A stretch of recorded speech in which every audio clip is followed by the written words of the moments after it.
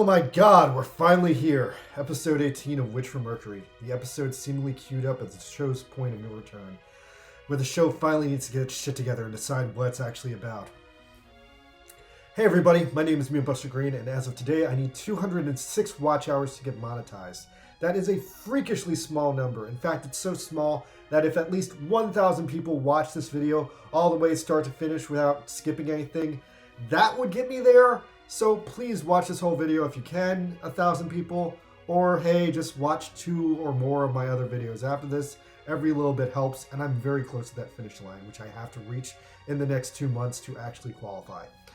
Alright, so let's start with G-Witch Meme Roundup, because episode 17 was completely nuts, and after episode 17 there was a painful 2-week hiatus, and everyone's imagination went freaking nuts afterwards. So to recap episode 17, if you forgot what happened, Ghoul Turk finally got his shit together. He got a haircut, and he and Miorine finally weirdly put together a plan with Lady Prospera to get Miorine and Ghoul shotgun married all of a sudden. Because Miorine ended up deciding that she needed to become the president, she needed to marry Ghoul, and she also thought that marrying Suletta was unacceptable because Suletta was obviously Prospera's puppet. But despite that, she's obviously still working with Prospera, so that's weird. Anyway, the episode ended with Miorine being super cold-blooded. Miorine canceled Suletta's relationship status, took away her white shirt, and Suletta was no. But then Miorine kept taking away stuff. She took away Suletta's Netflix account that she was paying for, and Suletta was like, no! And then finally, the main event of episode 17 was that Miorine betrayed Suletta so bad that she finally took away the aerial Gundam! The main thing that Suletta loved more than anything, the thing that Suletta considered a part of her own family. And speculation online has gone batshit nuts, with 2 wildly different predictions of what will happen in this episode. Now, while everyone is very mixed up about whether or not Suletta will actually react to the episode 17 ending, a majority of people think Suletta will cry or try to make Miorine change her mind. But what's super interesting to me is that there's been a massive split in the perception of what will happen next in Japan versus the United States. After episode 17 was over, I did a post-divorce poll showing that 72% of my American viewers want to stay with Suletta in the divorce. But I think this is kind of a split with the American and Japanese audience, because American fans are definitely siding with Suletta in the divorce because she's the main character, of course. They're also expecting for some reason that after this, Suletta will become a has-been failure drug addict and age into mediocrity. Now, what's funny is Japan, on the other hand, has a completely different idea of what's happening next. Their main reaction is that Suletta will go fucking batshit nuts, because don't forget, Suletta has a high kill count already. And Japan thinks that, like, within seconds after this, she's gonna punch Miorine in the face, maybe she's gonna go on a mass murder spree, kill all the main culprits of the conspiracy, Ghoul, Miorine, Prospera, all dead on Suletta's hit list, as Suletta becomes the true sharp local villain of the Witch from Mercury instead of Shadiq. There's also this majorly weird idea that somehow Prospera and Suletta will switch places. Suletta will become the evil masked villain, and somehow people have joked that this will go both ways, and Prospera will now marry Miorine herself, just to, like, get it over with. Anyway, let's see if all that aside, Suletta does fall into depression or finally goes on that mass murder spree Japan wants. So episode 18 doesn't do any of that shit. It just completely glosses over what happened and goes ahead a couple of weeks to Suletta being back in class, being a nobody, and her teacher tries to explain to her what permit actually is. Permit is a mineral-based phenomena, and apparently it's in everything, the monorail, the computers, everything. It's just used everywhere, and only a computer can control what the permit does. So yeah, how about them apples? Suletta's back in class, she's back to normal, and we time skipped over all the drama again. Ugh, disgusting. There better be a flashback later, because I'm already pissed off about this. Now, the gambler kid gives Suletta a sad look, and then we see some horror drones. Suletta's been given a demi-trainer by the school, but she's seemingly just, like, going about her normal life, and all the Earth kids know that she's got to be really messed up, and they're kind of weirded out that she's not showing it. Suletta comes to the lunch table last after everyone else has already finished eating, and apparently she's come there last because she decided to combine all her lunch items into a super goofy, super silly, super ramen sundae. and Soletta's just trying to be cool because she needs to recalibrate her friend circle. Anyway, yeah, she's still like trying to be normal, trying to finish her school achievement, and she's just like sitting there eating her ramen sundae. Happy Soletta Sunday, ramen sundae. Cue the opening. Alright, so that brings us to episode 18, Our Empty Selves. So Ghoul has fully taken over his dad's company at this point, and what's interesting is if you notice carefully, his hairstyle is a little bit longer than right after the haircut in the last episode. So based on that, I'm guessing at least maybe another month has gone by since Soletta failed. Also, he's now married to a very straight-looking, very housewife-looking Mercury, and Prosper is working with them on all the gun stuff and all the political stuff. So yeah, Jaturk immediately after acquiring the Gundam company has started developing the Gundam Schwarzette as foretold by the model kits, and as of this episode, it's like 70% complete. It's just like not fully fixed on one arm. Mercury gets so pissed at Prosper and Ghoul because apparently they had to go behind her back to build the Gundam Schwarzette. But then Prosper tries to sell Mercury on the Schwarzette. She says that it's like a nice, obvious union of the Jaturk company and the Gundam company because it's a visual metaphor for their impending marriage. But Mercury's not having any of that bullshit because she doesn't want her version of the Gundam company developing weapons. Prosper points out, though, that she still has to win the presidential election, and to actually become the president, she needs to be popular. And a publicity stunt like the Gundam Schwarzette will make her more popular.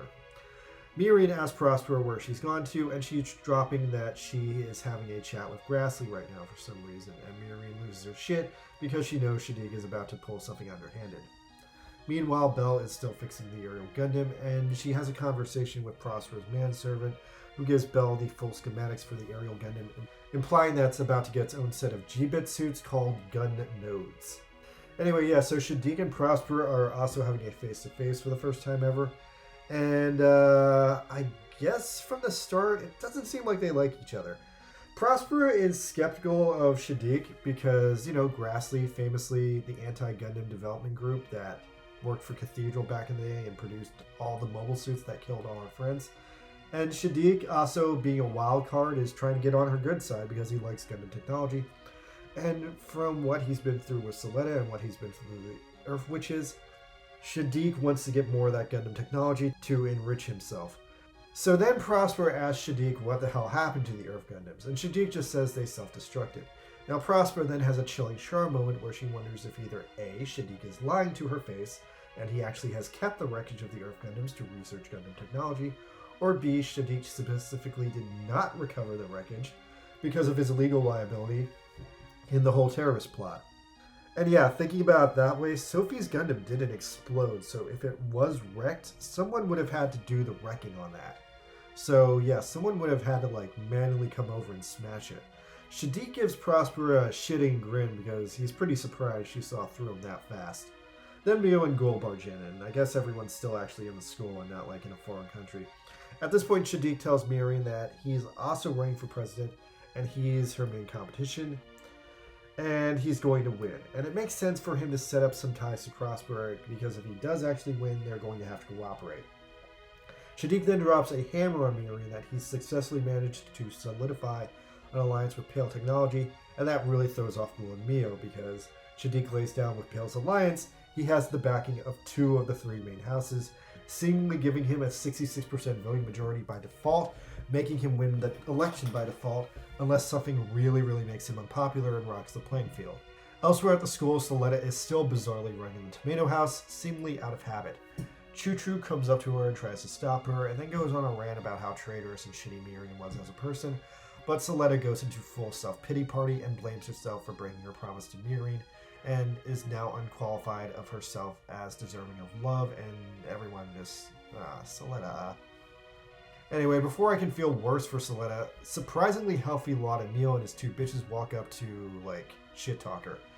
Anyway, he calls Soletta a wench, but then Choo-Choo gets ready to punch him out, but then his, brain glitches out because Choo-Choo saved his life during the school shooting, so he's just like, oh hey, Choo-Choo, I respect you, I owe you one, and he leaves. And all his girls thank Choo-Choo, and then Soletta goes back to being pitiful and starts crying to herself, and Choo-Choo gets really hardcore and grabs Soletta by the throat and says that Soletta will not be normal unless she confronts Mercury and clears the air. And wow, this is the best thing Choo-Choo's done in forever. It's about time we had another good Choo-Choo episode. So Choo-Choo takes Soletta back to the Earth house and says that Soletta has to clear the air with Miorine so she can, get over her.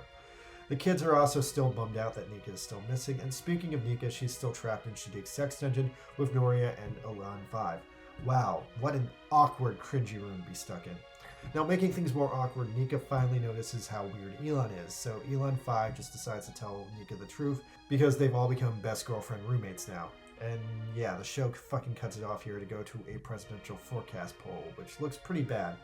Zanelli, as I expected, had 66% of the vote from the two houses, but somehow he actually has a huge majority of the independent vote, putting him up to 81%, because apparently Grassley itself also had a huge voting share of 48% to start with, so really it didn't take much to put Shadik over the top. Miorine, meanwhile, only has 19% support coming from her 12% other and 7% of her father's supporters. Seemingly, this doesn't include the Deturk votes in here, but I'm guessing that's because Shadik or Elan doesn't know about the impending marriage. Anyway, so yeah, original Elan Ceres finally comes back for the first time in a bit, but then we go into Elan 5's story. So apparently, original Elan was a president picked out by an AI, but because he was picked out by an AI, he was apparently too much of a coward to pilot a mobile suit, hence why he made all the body doubles. But then we find out that the enhanced people who are all Elan have some sort of cyber resistance treatment to try and live through the Gundam data storms, and that's why they're all dying over the Gundam ferret. Elan 5 decides he's going to be very honest and asks Nika what the fuck is wrong with Soletta and the aerial Gundam. But before Nika can answer him, he then pivots to asking a bunch of rude questions to Noria. Noria says she has no reason to pilot a Gundam, so Elan calls her hollow inside, which makes her take offense, so she tries to murder Elan with a pencil. And Noria just says she wants to murder all Spacians, and Nika is horrified because she's a cute little girl stuck in a room with two psychopaths. Elan says they should just live honestly because they're cheap people, and that's the end of them.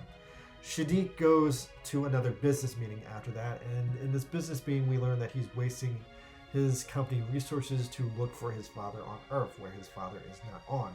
But I guess if he didn't do that, people would suspect he's the culprit in the kidnapping, so apparently while this is all going down, this is actually a front, and he's actually securing all of his father's assets behind the scenes for his own control.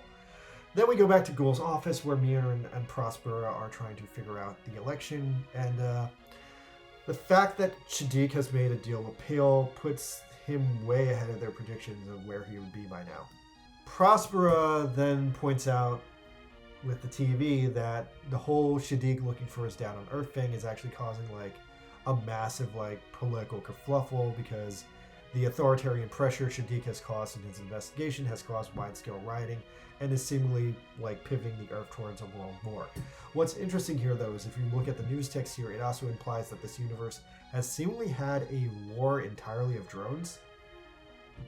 Now, Miorine thinks that she can escalate the riots by going down to Earth and negotiating with the Earthians, which does make sense since Miorine is part of Earth House, and she wants to use all that as part of her political campaign. But Ghoul thinks she's dumb, and Prospera points out that these people are armed and dangerous, so Miorine decides that she's going to go in the aerial Gundam because the aerial Gundam is so strong. And aha! I knew it! Miorine has taken the Gundam now. No, strangely, she has pretty pure Gundam pilot intentions for using it as a weapon of peace, but now after this, the pace of the episode gets really breakneck fast in an annoying way, making me think that, since this episode was delayed, maybe they, cut some shit out. Anyway, back at school, Ghoul is hot shit again, and Lotta hears a bunch of random talk pumping up Ghoul, but he feels kind of bad that he didn't do as well when he was in charge. Then we go to a scene with Belle, where Belle has a chance encounter at the space dock with the Fat Lady Spy. Fat Lady Spy reveals she's not actually a spy, she's actually a Space Assembly space cop. So she arrests Belle for questioning over the Plant Credit incident. Elsewhere in the school, Martin is apparently at a school confessional. Wait, is Asasasia a Catholic school all of a sudden? Anyway, he confesses, and then fucking Cecilia jump scares him through the confession window and crawls through it like she's the girl from The Ring, and Martin is skeeved the fuck out that he just confessed his deepest, darkest secret to the school's busiest busybody. Miorine and Ghoul, meanwhile, are going down to Earth, so they have another meeting with the head cathedral guy who insists he gives them some men for protection, and the men he gives them is the big fat dude who killed Seletta's dad. But no one knows he killed Seletta's dad, so he's just a big fat jolly fellow, and Miorine takes a liking to him. Then Choo-Choo is still trying to get Soletta an appointment with Miorine so Soletta can get over her. But Miorine is so busy now that apparently they need to schedule an appointment with Miorine's secretary. And that's just ridiculous. So then Soletta calls Prospera, and Prospera gets alerted that Soletta can't see her. So Prospera makes Soletta put on a normal suit, and Soletta goes to see the Gundam Ariel. And the Gundam Ariel instantly invites Soletta inside. So this is our first real scene with Soletta in the episode. Anyway, Soletta takes the Ariel out into space, and she's really satisfied to be piloting the Gundam again. And she has like an internal monologue about how she misses Miorine and how she's trying so hard to keep it together, but she's losing confidence in herself and everything she believed in. And then once it like peaks, Soletta gets sucked into the data storm and is confronted by Eri. Now, this is apparently Soletta's first time seeing Eri as a person, and she is very confused by who this little gremlin is. Eri says she doesn't need a key anymore, and that Soletta is the key she doesn't need anymore. And that Soletta was standing in for Eri because Eri has to live in the data storm, and Soletta was just a stand-in for Eri's physical form. And so here comes the lore drop. So all the little Eri clones come out of hiding, and seemingly all the bits of the Ariel were in fact all these clones of Eri all along. And they identify themselves to Soletta as the children of the Coven. Now Eri is thrilled that the Quiet Zero is going to create a world where seemingly Eri can get her body back, but that's not actually it. Eri is thrilled that she's going to fully take control of the Gundam Ariel, and she will no longer need Soletta. And oh no, holy shit. Eri is breaking up with Soletta too? Oh god, no, my heart, I can't take it, not her too, no! So yeah, Eri turns on the permanent Soletta and like microwaves her. And I think while she was microwaving her, she sent Soletta like the full like video of her entire life from the point she was born to the point where she died.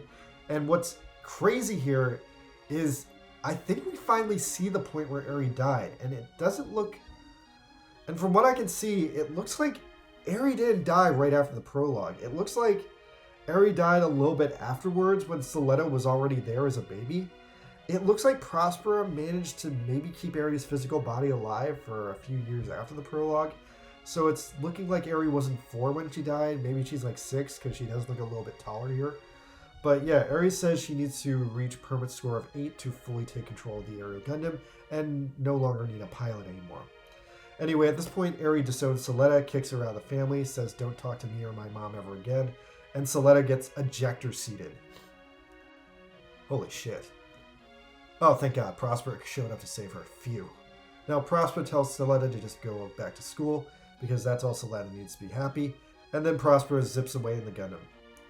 Now, Miorine, meanwhile, is leaving on the Concorde, and the Gundam connects with the Concorde, and Prosper asks Eri if they are sure they should not take Soletta.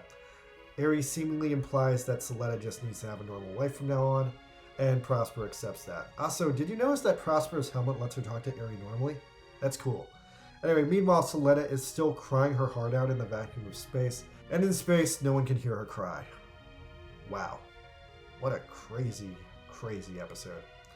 Alright, so, I know what you're all thinking. Number one question of that episode, what the fuck is Cecilia gonna do to Martin? Is she gonna jump his bones? I suspect she's just being a bitchy busybody, but wow, what if she's more powerful than she's been laying on? Damn, Martin, you really put yourself in a pickle this time.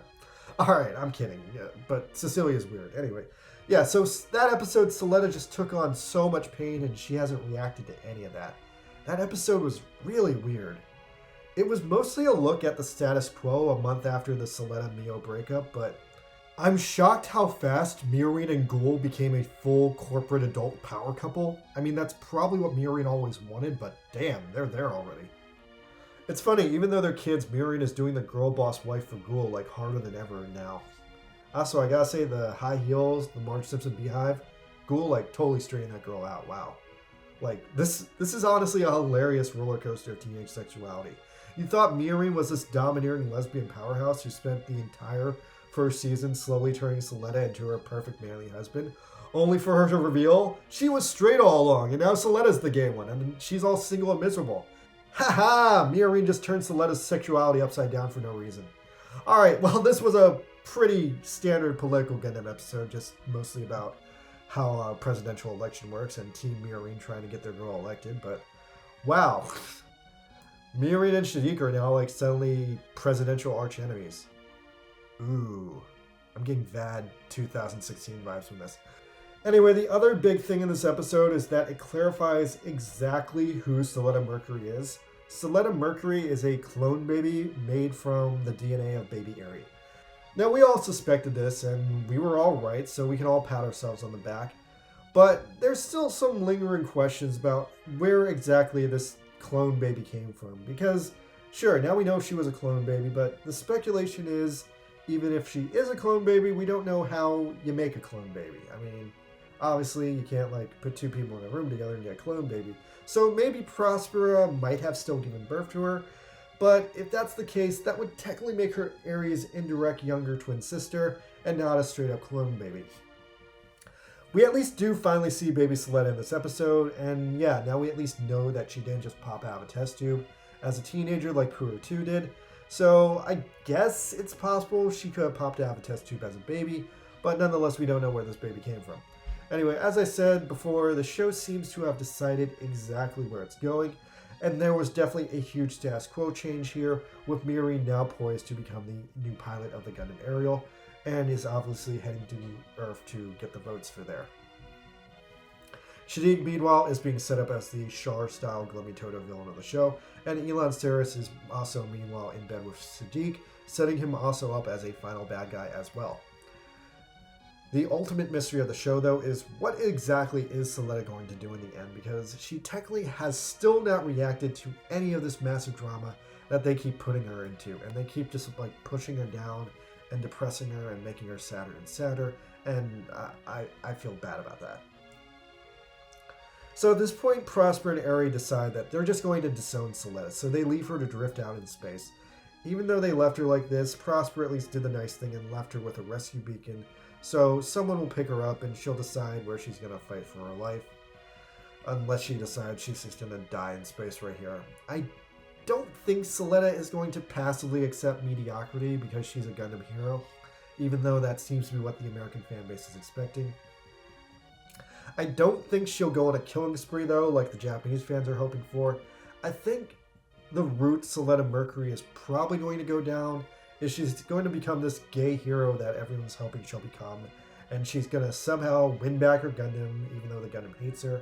Maybe she'll get a new Gundam. Maybe she's going to get the Gundam Shorzette, because Shorzette means black lady in English, and Soletta has a cool black dress on in the ending. But yeah, maybe the end goal here is that Soletta versus Miorine, and she's going to fight against the Ariel, she's going to fight against Ghoul, she's going to fight to win her waifu back. That seems to be the ending that Soletta's trying to get for herself, even if she is fundamentally unwilling to let go of Miorine.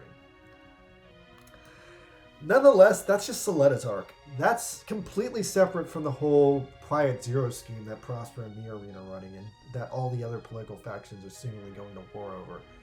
Honestly, this is such a messy point of the show because we do not know if Witch from Mercury is actually going to get a third season or not. Financially, I would say it's made enough money to justify it.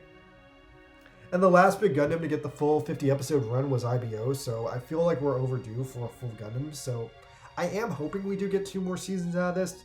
But this episode really puts Soletta in a put-up or shut-up position, where she's going to have to decide if she's going to fight or not to get her life back the way she wants it. Or if not, she's just going to become completely irrelevant to this greater Gundam story about Miorine and Prospera and the Quiet Zero and the stupid presidential election. Also, I gotta say, the whole Eri, Prospera, Soletta triangle, very confusing too. Because previously I thought Eri and Soletta were like best friend sisters and had a good relationship. And I knew Eri was skeptical of Prospera's revenge scheme, but I really thought Eri would side with Soletta over Prospera. I completely was not expecting Eri to disown Soletta out of nowhere like she did in this episode. Also, I'm not sure if Prospera and Eri are on the same page either, because Prospera's endgame is that she wants to reconstitute Eri as a baby, and I'm guessing she'd be like a full metal baby, like, I don't know, Setsuna at the end of 00. But Eri, meanwhile, doesn't seem to be expecting that. Eri seems to, in this episode, tipped her hand that she wants to take full control of the Ariel Gundam as her new body. And honestly, that kind of makes me distrust her. Like, okay, so back in the prologue, we had this baby piloting this Gundam, killing mad numbers of people.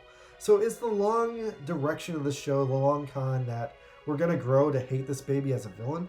Because maybe I was wrong about Soletta being the villain, but maybe the real villain is Eri. Because if Eri gets her way, she's going to become fully sentient over the aerial Gundam, an 80-story high killing machine with the mental comprehension of a 4-year-old. I can see that getting very dark very fast, especially since, unlike Soletta, Eri doesn't seem like she's ever learned anything in her 21 years of life, especially not the value of like a human life. So, you know what? I'm glad those space cops arrested Belle, because maybe they can find out about Prosper's crazy-ass plan and stop her. Because I don't think a ghost baby permanently controlling a giant robot is going to be a good thing for the world. Like, what does Eri even want? I mean, I get that she's bummed out she doesn't have a physical body anymore, but, you know, she was 4 years old. All she did was, like, play on her iPad. I'm, like, really skeptical of, like, what she's going to actually do right now, because I cannot believe she ejected Soletta like that. Like, that's even worse than what Mirin did. Alright, if the next episode contains Soletta being passive-submissive some more while her life slowly falls apart, I'm going to lose my shit on Soletta, but I'm still really, really curious where this goes next. Alright, see you guys next week, because we've got some more Gundam to do.